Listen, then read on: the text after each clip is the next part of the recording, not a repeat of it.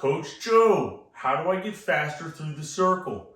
Guys, it's the question of the ages. Today I'm answering it for you with this piece of crap whiteboard. Okay, so I've talked about this before. The distance that you throw a discus, shot put, hammer, javelin, weight is almost purely determined by the exit velocity at the moment of release. So at the end of the day, that's all that matters, is how fast can you get that discus to travel by the time you release it. So how do we get faster? I'm going to show you guys a chart. For all you scientists, take your time, screenshot this, look at it. We're going to look at it for a second. Can you guys tell me what those exercises are right in the, let's back up. This is the relative proportion of total motor units involved in training activities. What are motor units? Motor units are the little thingies that send out the electrical thingies to your muscles that turn them on and contract them. You're welcome. I just gave you guys a free college degree in exercise science, because that's all it is right there. This chart is, how many motor units are being recruited during these exercises. So, what's number one? We have the Olympic lifts, clean and jerk, snatch, clean, power clean. Those are all 80 to 100% of all of your motor units. Right down there, the GOAT, maximal sprints, explosive medicine ball throws, plyometric jumps, explosive and elastic stuff. And then we got deadlifts. You guys can screenshot that and look at it later. But that tells us something incredibly important. When we get faster, when we want to train an athlete, I'm about to drop the holy grail on you guys, so freaking listen. When you want to get an athlete to move faster, you need to teach them to recruit as many motor units as possible in as little amount of time as possible. That means all the muscle fibers in the little time. You're welcome. That's how you get faster, guys. What the hell does that mean, though? So all these exercises, obviously, when you're doing a clean, anyone who's cleaned 300 pounds or snatched a bunch of weight, that it's a full body exercise. You're not really training your muscles. Yeah, you might get a little sore somewhere, but what's really contributing to how much you can clean, how much you can snatch, how fast you can sprint is not the muscles. It is your nervous system's ability to recruit all those motor units and all those muscle fibers and push all that energy out as fast as possible. Let's talk about something. I wrote this ugly little force velocity curve. For anyone who doesn't know what the force velocity curve, it's very largely debated as to how helpful it really is, but it's a little curve. Up here we have a 1 rep max squat. Imagine a dude with a bunch of weight on his back, he's going up. That was a lot of force. Velocity was really low. He wasn't moving very fast. He was putting out a lot of force though. I would say, hey, he just recruited almost every single motor unit in his body. The little motor units in his jaws and his eyeballs were probably freaking out too. Down here, we have the sprint. Now, that doesn't make any sense though, because a sprint is a lot of force, just a smaller time. So I like to call it the load velocity curve. I don't know if anyone else calls it that. Don't even think about the load velocity curve. What was I even talking about? Yeah, where were we?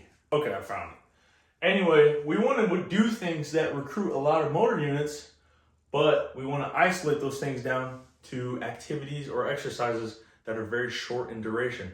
That's why the cleans, the snatches, the sprints, the jumps, the bounds are awesome. Because even if you're in the circle doing this movement, guess what? Sprinting faster is going to help you do that faster, because you're teaching your body, you're teaching your nervous system to do that. It's not about, hey, I need a 400-pound bench press to throw far. No, you need a bench. It's about who can bench 135 the fastest. Because a 5-pound discus, it's 5 pounds. You don't need a 400-pound bench to throw far. The reason why people benching 400 plus pounds throw far is because when you build your ability to do something, how do I explain that? The guy who benches 400 pounds is going to move 100 pounds a lot faster. Now, if you have a guy who can only bench 315, but he's just twitchy as crap, he might be able to throw a little further, as long as he can hypothetically bench 135 really fast. So it's not about the big bench, the big squat, the big deadlift. It's about how fast you can move these things. The only reason that we see a huge carryover is that being strong usually makes you faster. So you have to be strong, guys, especially throwers. We're applying speed to an implement. We have to make an object go really fast. And if you're skin and bones, that 16-pound shot put is going to beat you up. So the question was probably wondering, what are some of the best exercises I can do? Guess what? I just answered that for you. I just told you everything. Cleans, snatches, jumps, bounds, sprints. Let's talk about sprints. What the hell is the discus throw? It's a 2-meter sprint. I say that all the time because it's a 2-meter sprint. Watch this video. Watch this video. Here's another one. Look at that.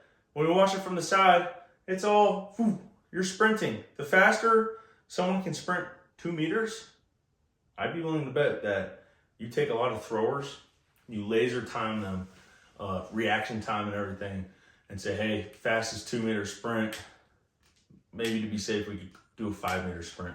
I'd be willing to bet that those guys who are the fastest in that really short sprint are also throwing the furthest. I don't have any evidence to back that up other than everything I know, but I'd be willing to bet a lot of money on that. So again, guys, the whole thing about training is to teach your body how to do that. I recently said almost the same thing verbatim on a podcast. If you guys want to watch it, it's NBS Fitness on YouTube. But I said, hey, our athleticism is determined by how much motor units we can recruit in as short as time as possible. It's so simple. You'll hear me say it a million more times. I want to talk about something a little more throwing related now. I always used to tell people this. Me and myself in high school, I was really fast. I like to tell myself, at least. I may not have thrown very far, but I moved through the circle really fast, and I started to develop that with the 2K as well. Here's a few videos of me throwing in high school, if I can find any. I mean, everything was...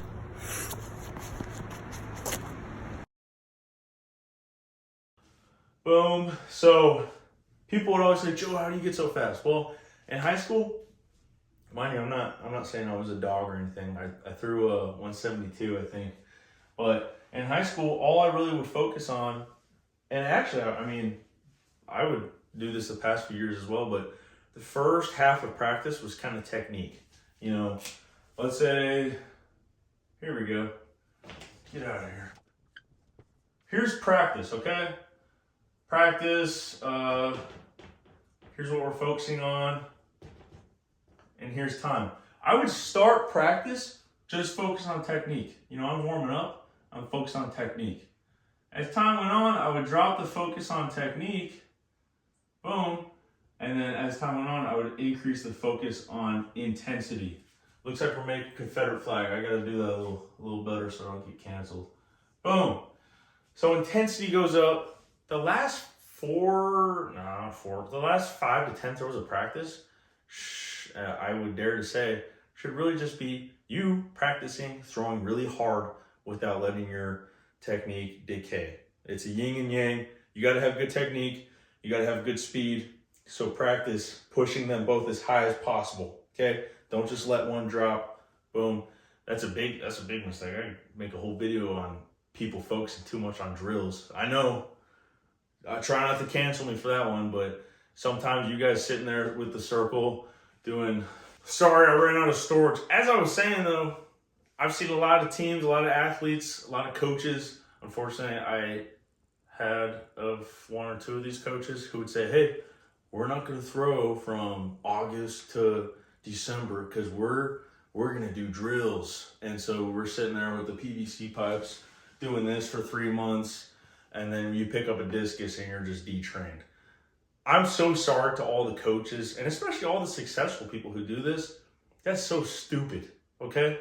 You're not going to get better at throwing by not throwing. What you're trying to accomplish is just not building bad habits. You're trying to build good habits. What you do is you build the good habits and then you implement them right away. So a better example, solution to that problem would be, hey, play around with your PVC pipes for a little bit, and then let's hop in the circle and try to implement what we just learned instead of detraining your ability to throw while you train your ability to play with PVC pipes. And then December comes around and it's time to pick up a discus or a shot put, and oh, now I gotta get my technique back up. Don't make that mistake, guys. Think logically, throw year round. You don't have to throw every single day of the year. You don't have to throw every single week, but actually stay right there. Never mind, I don't have it. You start to detrain your throw pretty quickly. Obviously there's residual training effects that stay lifelong, year round, or for weeks or months, but you go a few days, a few weeks, a few months without throwing, you're going in the wrong direction. You're not becoming a better thrower by not throwing. I'm sorry to tell you that. Let's see. So, little review of everything. What's the best exercises? All the stuff I talked about. Huge neural output in a short period of time. That doesn't mean heavy 1 rep max squats. That doesn't mean really heavy deadlifts. That means stuff like that. That's faster. So really heavy, let's say instead of squats, yeah, squats are actually awesome, but you can take it a step further and say, how do we make squats faster? You can do squats with the bar on your back, just jumping as high as you can. Boom. That's a weighted squat variation. Go a step further, you just got bounds, you got sprints, you got cleans, you got snatches. All the stuff that's really fast and requires every single motor unit in your body to happen, those are the best exercises. So just remember, we're not just training, we're teaching the body this skill. What else have I missed? At the end of the day, just keep it simple. A lot of times the guys who are doing the super complicated crap in the weight room they're missing the big picture. And yeah, there's a million ways to skin the cat, and everyone's gonna skin the cat eventually, but we're not about that. We're about getting to first place as soon as possible instead of waiting until our 60s to really figure it out. Keep it simple, guys. Train hard, train fast, throw hard, throw far, throw with good technique, have a lot of fun, get 8 to 9 hours of sleep a night, eat a lot of protein, eat plenty of carbs, get plenty of vitamins, and make sure to subscribe to my YouTube channel so that I can retire early. Thanks for watching, guys.